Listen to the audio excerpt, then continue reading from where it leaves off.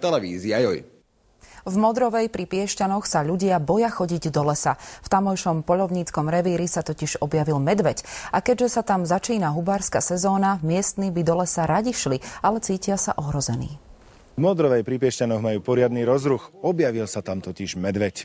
O Mackovi, ktorého pán Polonský videl na mieste prikrmovania zvery, hovorí takmer celá dedina. Pozerám sa na ten hrán tam, kde mám kukuricu a pozerám, čierna machula. Medvedíka sa však tomuto automechanikovi odfotografovať nepodarilo. Blesk z mobilu ho totiž vyplašil. 26 cm tá stupaj má, tak neviem, podľa tabuliek by mohol mať okolo 150 a vyššie. Vyčínal však pravdepodobne aj na nedalekej farme Nový Zeland. Máme rozbité nejaké oplotky elektrické.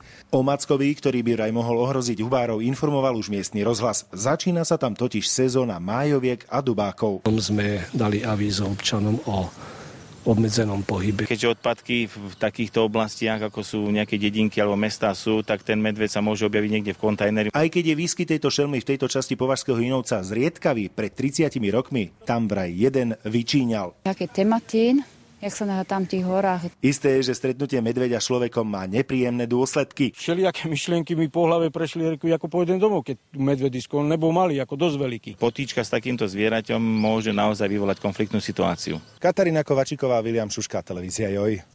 Ľubomír Višňovský je už síce s našim hokejovým tímom, ale má zdravotné problémy. Viac podrobností v športe. Nepí ten džús, to je názov bláznivej komédie, ktorú vám dnes ponúkame. Vy si džús spokojne dajte a zostaňte s Jojkou. Tešíme sa na vás opäť zajtra. Dovidenia. Pekný večer.